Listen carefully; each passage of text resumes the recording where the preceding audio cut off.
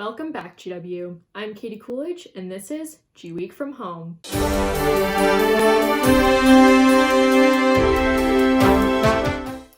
We've seen snowstorms before, especially if you're a northeasterner like me. But in Texas? The polar vortex snowstorm that hit Texas almost 2 weeks ago is still wreaking havoc on the state. President Biden has declared emergencies in Texas, Oklahoma, and Louisiana and vowed to send aid. Nonprofit organizations are also at work trying to address the humanitarian crisis created by the storm. Citizens battle power outages and burst pipes. Hospitals are facing an onslaught of emergency room visits from people in desperate need of oxygen tanks and dialysis treatment. Scarcity of generators, freezing indoor temperatures, and extreme water shortages are putting residents in a state of desperation. Texans are being told to boil water for their safety after burst pipes and broken water mains. Amidst this disaster, Texas Senator Ted Cruz and his family fled the frigid temperatures and their power-outed home by boarding a flight to Cancun, Mexico to stay in a luxury resort. Photos of his airport escapades soon ran rampant across social media, and he responded to the blowback with a statement saying he had flown to Mexico to be a, quote, good dad in accompanying his daughter and her friends. After landing back in Texas, Ted Cruz offered a new statement, apologetic for his recent trip, saying it was, quote, obviously a mistake, and, quote, as it became bigger and bigger firestorm, it became all the more compelling that I needed to come back, end quote. Bringing it closer to home, the COVID-19 pandemic has significantly changed the lives of GW students. Reporter Mckenzie Mcmanaman takes a look at what GW is doing to help students as they navigate virtual learning. Almost 1 year after the coronavirus pandemic sent GW students home, many students are still struggling to adapt to the new realities of online classes. Now, in the third semester of virtual learning, students are feeling burnt out mentally and academically. According to a study by the NIH, roughly 71% of college students indicated they are experiencing increased stress and anxiety due to the COVID-19 outbreak. In order to alleviate some of the stress felt by students, GW implemented a pass-no-pass policy for students to opt out of receiving a letter grade in up to one class.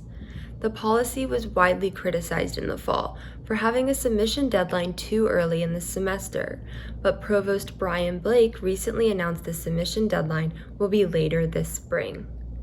Blake emphasized that GW has other resources available to students, including academic forgiveness and leaves of absence.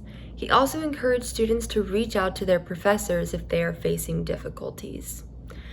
I spoke to Molly Kaiser, a junior here at GW, about her experience during the pandemic and whether she feels GW has done enough to support students during this time.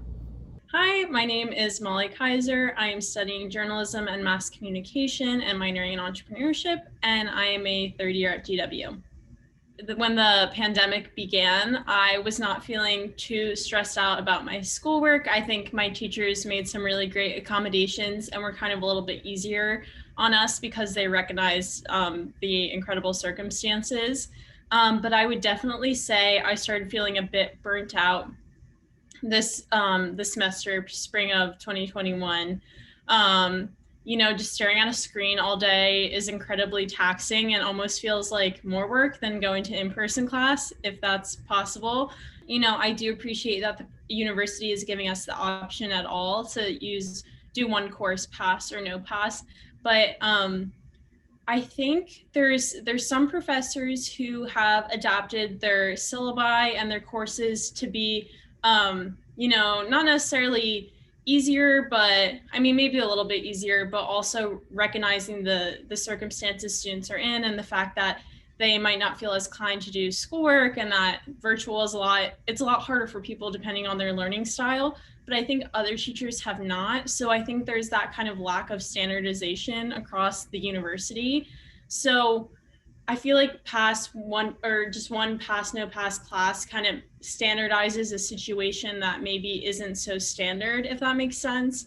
So, I think as an umbrella policy, it's okay, but I do think there should be more leniency. If a student has a compelling case as to why they feel they might need to do 2 or 3 classes pass fail, and can present that evidence and kind of, explain why that should apply to them. I think the university should be very open to kind of working with students on that and kind of ensuring their well-being and academic success. I know a lot of students, including myself, were frustrated that the pass, no pass threshold was so early last semester, at a point where a lot of us couldn't really gauge where our grades were going to be at.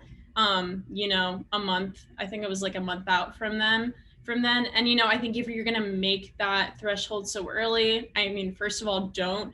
But if you're going to do that, make sure there's agreement with teachers and that they're actually going to post grades that early. Because I know for a lot of my courses, I had done 10 assignments and had no idea of kind of where I stood grade-wise.